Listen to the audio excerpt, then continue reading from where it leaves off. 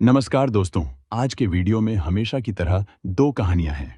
दोनों ही सच्ची और दिलचस्प हैं, इसलिए आप आखिर तक जरूर देखना। और आज की पहली कहानी भोपाल की है। ये बात 2025 की है। 2 सितंबर की सुबह करीब 8 से साढ़े 8 बजे का समय रहा होगा। उसी समय टीटी नगर थाने में हाल ही में पहुंचे टीआई गौरव दोहरे को खबर मिली कि पंचशील नगर में रहने वाले एक मुस्लिम परिवार की 19 साल की जवान बेटी की लाश कमरे में पड़ी है। मामला बेहद गंभीर था, इसलिए टीआई दोहरे ने तुरंत ही डीसीपी शशांक कुमार और एसीपी अंकिता खातरकर को सूचना दी और पुलिस टीम के साथ घटनास्थल पर पहुंच गए। तब तक घर के बाहर बड़ी भीड़ जमा हो चुकी थी। पुलिस के पहुंचने पर शबनम के पिता, जो कपड़े बेचकर परिवार का गुजारा करते हैं, रोते हुए अपना दर्द बयां करने लगे। उन्होंने बताया कि उनकी 19 साल की लाडली बेटी शबनम ने 12वीं तक पढ़ाई की थी और उसके बाद घर पर ही रहती थी। रोज की तरह कल रात भी वह परिवार के साथ खाना खाकर तीसरी मंजिल पर अपने कमरे में सोने चली गई थी, जबकि बाकी सभी लोग नीचे के कमरों में सो रहे थे। सुबह काफी देर तक जब शबनम नीचे नहीं आई तो परिवार वाले उसे देखने ऊपर उसके कमरे में गए। वहां का नजारा देख सबके होश उड़ गए। शबनम गले कटी हालत में खून से लथपथ कमरे में पड़ी थी। पास ही एक ब्लेड भी पड़ा था, जिससे पहली नजर में ऐसा लगा मानो उसने खुद गला काटकर आत्महत्या कर ली हो। लेकिन जब शबनम के पिता ने यह बात पुलिस को बताई तो टीआई ऊपर कमरे में पहुंचे। वहां शबनम के गले का गहरा जख्म देखकर उन्होंने तुरंत समझ लिया कि कोई भी इंसान इतनी मासूम सी ब्लेड से खुद अपने गले पर इतना गहरा वार नहीं कर सकता। साफ था कि यह हत्या का मामला है और चालाकी से इसे आत्महत्या दिखाने के लिए लाश के पास ब्लेड रखी गई थी। मौके की बारीकी से जांच करने के बाद टीआई दोहरे ने शव को पोस्टमार्टम के लिए भेजा और परिजनों से शुरुआती पूछताछ शुरू की। इसी दौरान पता चला कि शबनम की सगाई 2 महीने पहले ही एक इंजीनियर युवक से हुई थी। 2 सितंबर को परिवार निकाह से जुड़ी एक रस्म पूरी करने रायसेन जाने वाला था और अक्टूबर में शादी तय थी, मगर इससे पहले ही यह दर्दनाक वारदात हो गई। शबनम के पिता ने पुलिस को बताया कि उनके अपने भाई उनसे दुश्मनी रखते हैं, इसलिए उन्हें शक है कि उनकी बेटी की हत्या उन्हीं ने करवाई है। इस बयान के आधार पर टीआई ने उस परिवार को पूछताछ के लिए उठवा लिया। हालांकि टीआई दोहरे को इस मामले में एक और शक भी था, जिस पर वे चुपचाप काम कर रहे थे। टीआई दोहरे के दिमाग में एक और शक उठ रहा था। शबनम बेहद खूबसूरत थी और 2 महीने बाद उसका निकाह होने वाला था।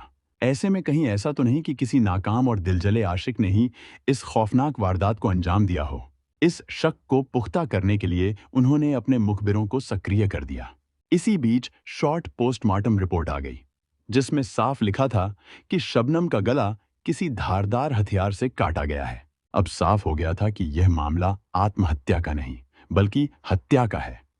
उधर मुखबिरों ने भी चौंकाने वाली जानकारी दी। मोहल्ले में चर्चा थी कि शबनम का पड़ोस में रहने वाले मुबिन नाम के युवक से मोहब्बत का रिश्ता था।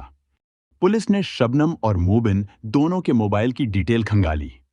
इसमें साफ हो गया कि शबनम अपने मंगेतर इंजीनियर से तो फोन पर चैट और बातें करती ही थी, लेकिन साथ ही मुबिन से भी उसका लगातार संपर्क था।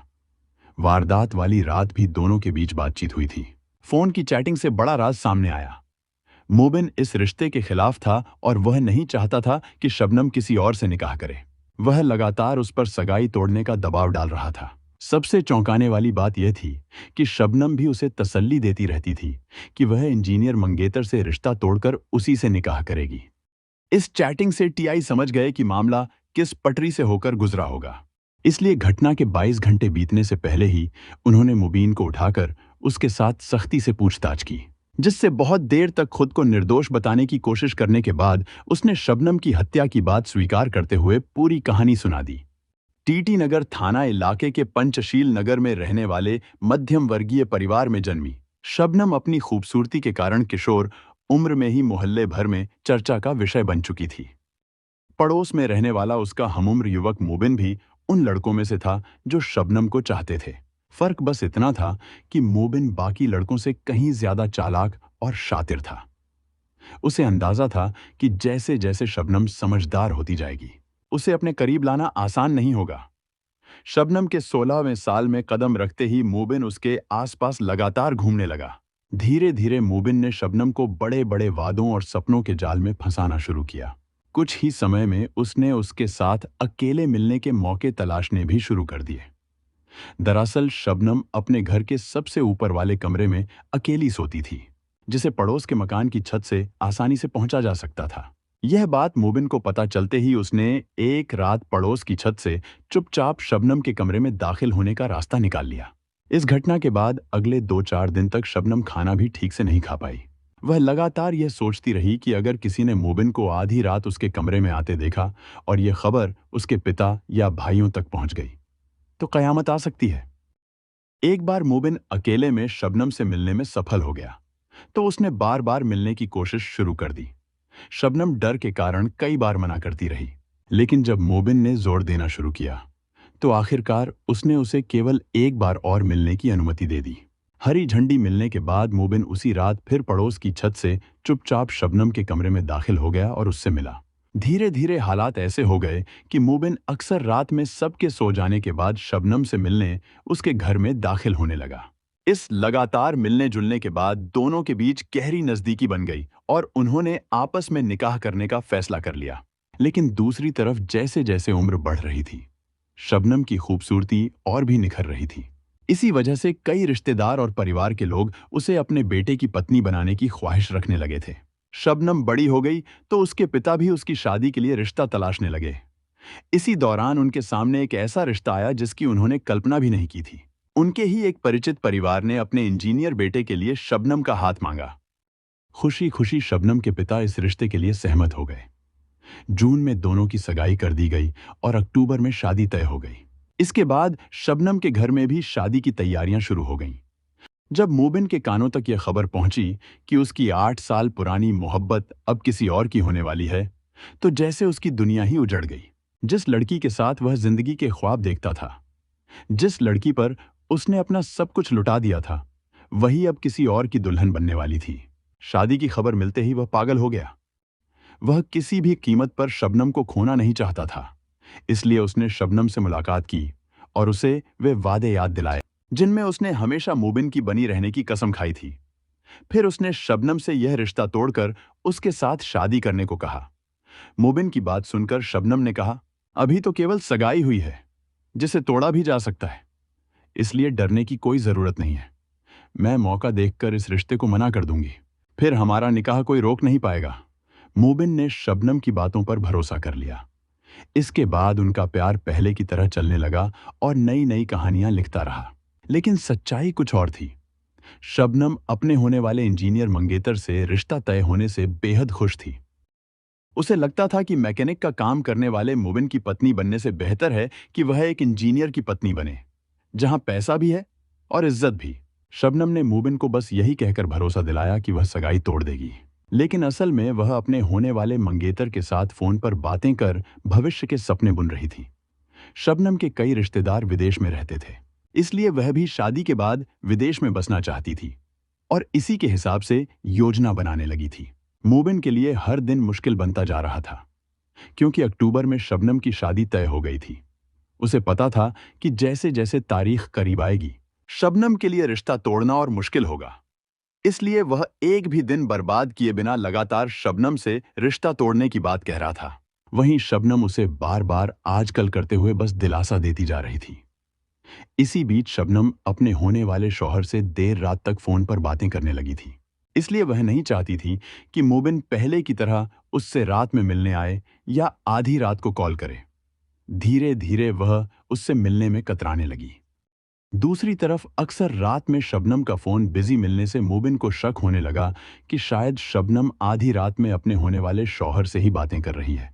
घटना से करीब 15 दिन पहले जब मोबिन की शबनम से मुलाकात हुई, उसने मौका पाकर उसका फोन चेक किया।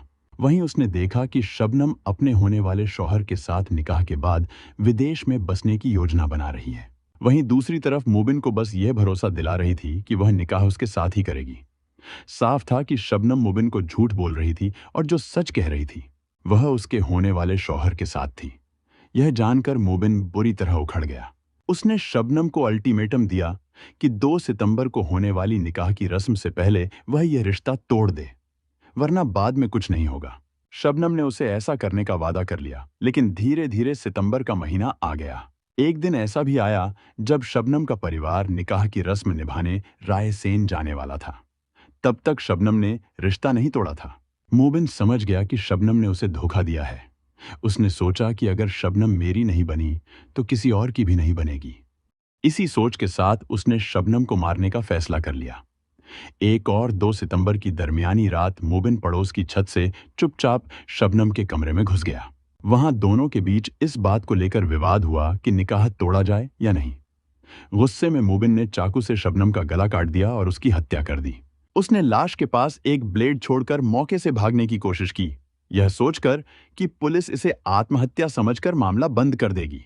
लेकिन टीटी नगर के टीआई गौरव सिंह दोहरे ने 24 घंटे से भी कम समय में मोबिन को पकड़कर सलाखों के पीछे पहुंचा दिया।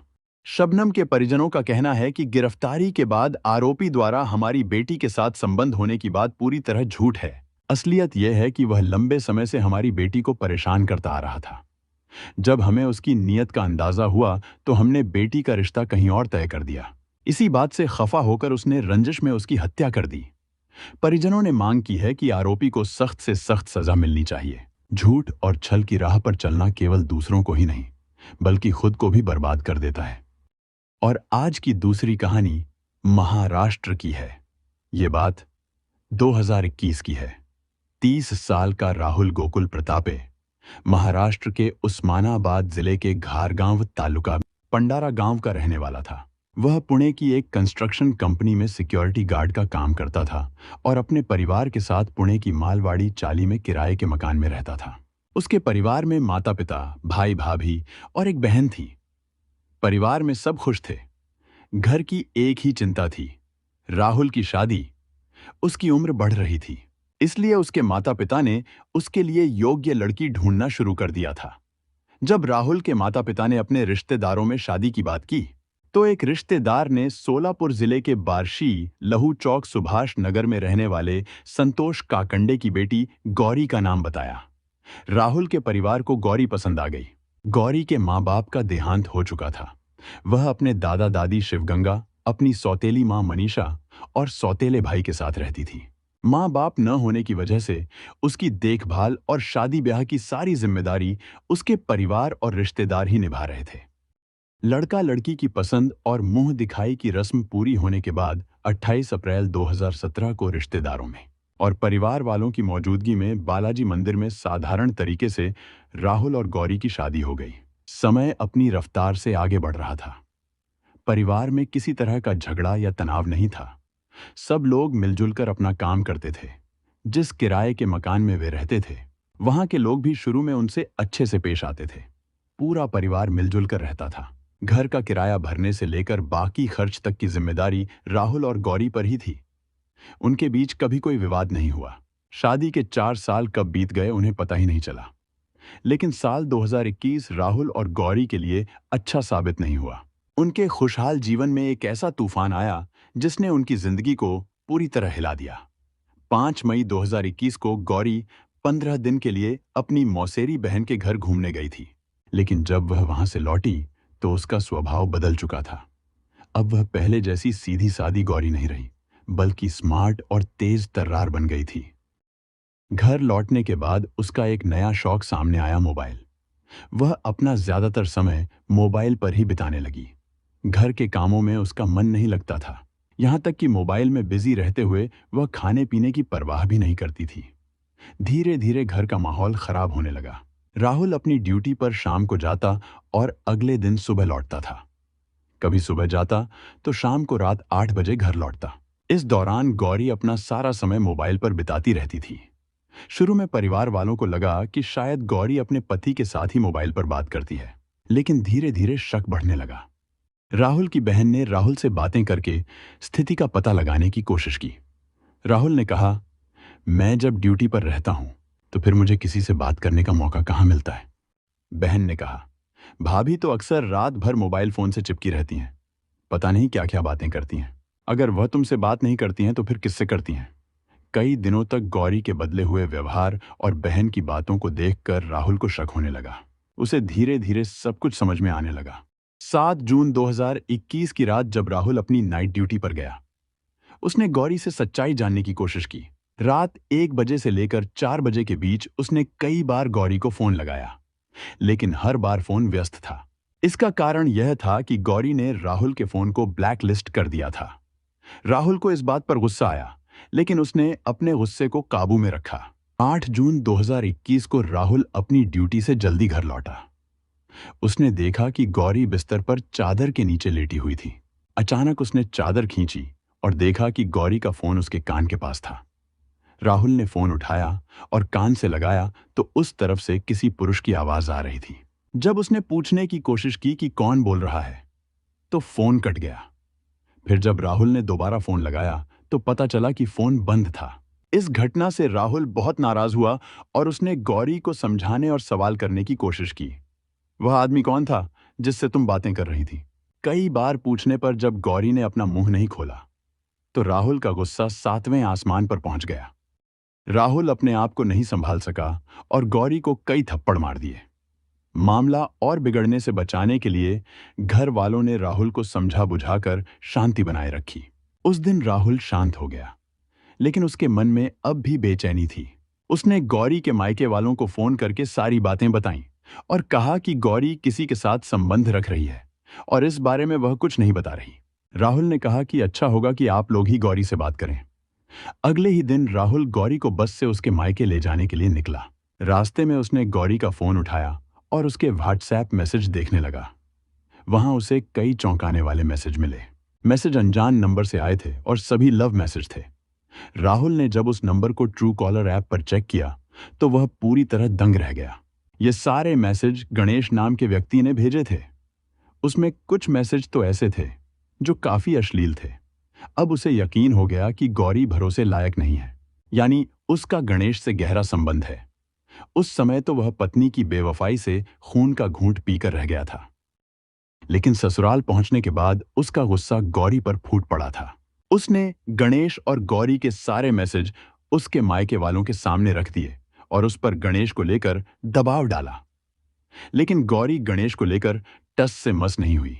इसके बाद मायके वालों ने जब गौरी को समझा बुझाकर वापस पुणे जाने के लिए कहा तो वह इसके लिए तैयार नहीं हुई। उसने साफ शब्दों में कह दिया कि अब वह राहुल के साथ नहीं रहेगी और न वापस पुणे जाएगी। अब वह अकेली रहेगी। गौरी की बात सुनकर उसके मायके वाले भी सन्न रह गए। परिवार और रिश्तेदारों ने उसे काफी समझाया, लेकिन वह अपनी बात पर अड़ी रही। गौरी के इस व्यवहार से नाराज होकर राहुल ने उसे उसके मायके वालों के पास छोड़ दिया और वापस पुणे लौट आया। गौरी मायके में रहते हुए वही हरकतें करती रहीं जो पहले ससुराल में करती थी। घर का सारा कामकाज छोड़कर वह दिन रात मोबाइल पर ही लगी रहती थी। कुछ दिन बीतने के बाद वह अचानक बिना किसी को बताए घर से गायब हो गई।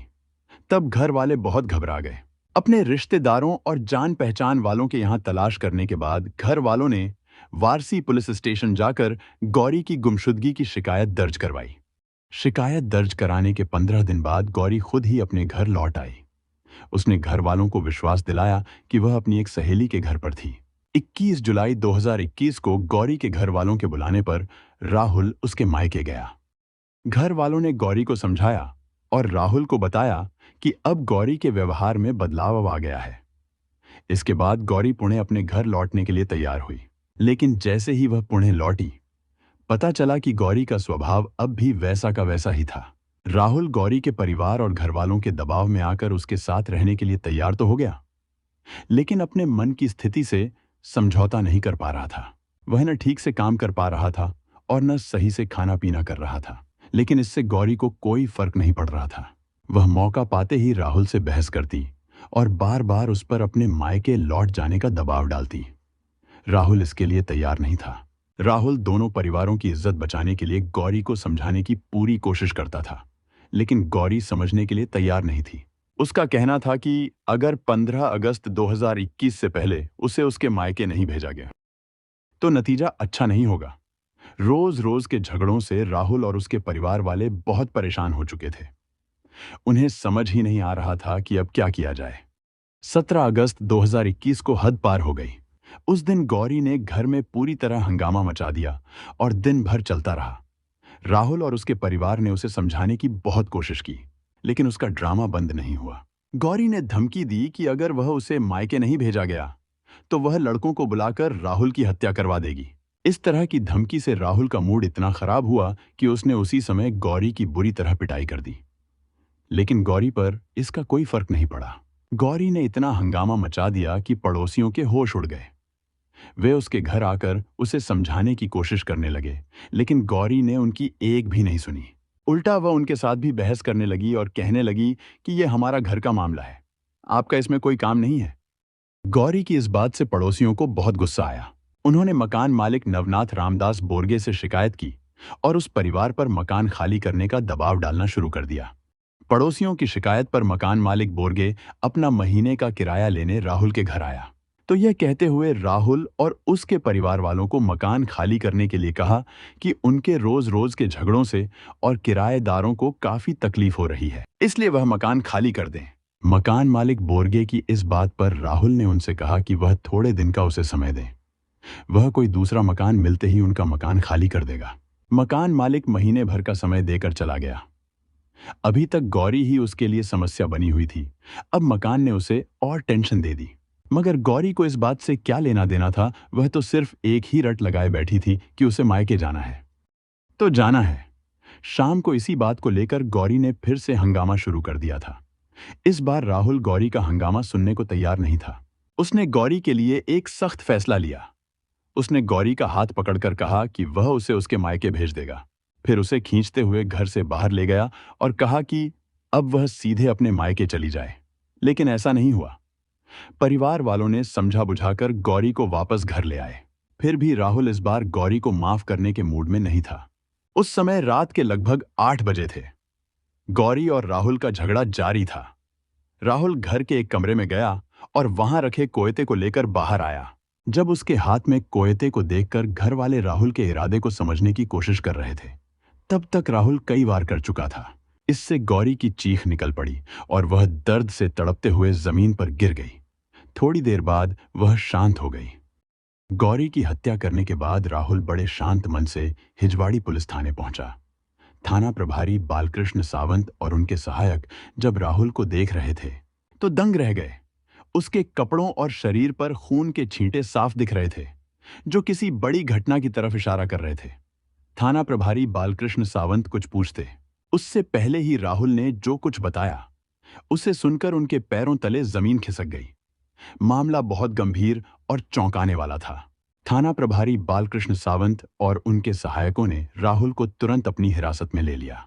साथ ही उन्होंने इस घटना की जानकारी पुलिस कंट्रोल रूम और वरिष्ठ अधिकारियों को दी। इसके बाद थाना प्रभारी बालकृष्ण सावंत अपने साथ पीआई अजय जोगदंड, एसआई समाधान कदम, एपीआई सागर काटे, हेड कांस्टेबल किरण पवार आदि को लेकर घटनास्थल पर पहुंचे। इससे पहले कि थाना प्रभारी और उनके सहयोगी घटनास्थल का निरीक्षण करते, पुणे शहर के आयुक्त कृष्ण प्रकाश, डीसीपी आनंद भोइट, एसीपी श्रीकांत डिसले और फॉरेंसिक टीम के अधिकारी भी वहां पहुंच गए। फॉरेंसिक टीम का काम पूरा होने के बाद सीनियर अधिकारियों ने घटनास्थल और शव का संक्षिप्त निरीक्षण किया और थाना प्रभारी बालकृष्ण सावंत को कुछ जरूरी निर्देश दिए। इसके बाद वे अपने ऑफिस लौट गए। सीनियर अधिकारियों के जाने के बाद थाना प्रभारी बालकृष्ण सावंत ने अपने सहयोगियों के साथ घटनास्थल और मृतक गौरी के शव का बारीकी से निरीक्षण किया। उन्होंने पाया कि गौरी की हत्या बड़ी बेरहमी से की गई थी। उसके चेहरे पर 7 गहरे घाव थे, जो हत्यारे की मनःस्थिति को दर्शा रहे थे। थाना प्रभारी और उनके सहयोगियों ने शव के पास पड़े कोयते को अपने कब्जे में ले लिया और सील कर दिया। इसके बाद उन्होंने घर वालों और पड़ोसियों के बयान लिए। शव को पोस्टमार्टम के लिए वाईसीएम अस्पताल भेजा गया और फिर थाने लौट आए। साथ ही मकान मालिक नवनाथ रामदास बोरगे को भी थाने लाया गया। उसके बयान के आधार पर पुलिस ने राहुल गोकुल प्रतापे के खिलाफ भारतीय दंड संहिता की संबंधित धाराओं के तहत मुकदमा दर्ज कर लिया। विस्तार से पूछताछ के बाद जांच अधिकारी बालकृष्ण सावंत ने राहुल को मेट्रोपॉलिटन मजिस्ट्रेट के सामने पेश किया और फिर उसे पुणे की यरवदा जेल भेज दिया। रिश्तों में पारदर्शिता और सही समय पर खुलकर बातें करना बहुत जरूरी है। शक और अनबन से परिवार और जीवन दोनों प्रभावित होते हैं। किसी भी परेशानी में गुस्से में आकर हिंसा करना स्थिति को और गंभीर बना देता है। परिवार और रिश्तेदारों को चाहिए कि वे अपने प्रियजनों के व्यवहार में बदलाव पर ध्यान दें और समय रहते उचित कदम उठाएं। किसी भी गंभीर मामले में कानून और पुलिस की मदद लेना सुरक्षित और सही रास्ता है। क्रोध, ईर्ष्या या शक में आकर कोई भी निर्णय स्थायी और विनाशकारी हो सकता है।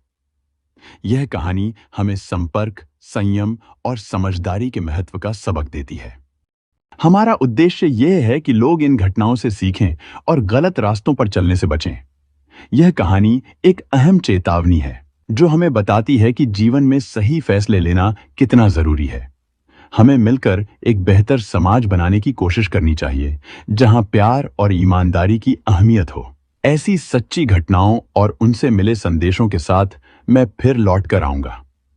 तब तक के लिए सुरक्षित रहें, सतर्क रहें और याद रखें कि हर कदम सोच समझकर उठाएं।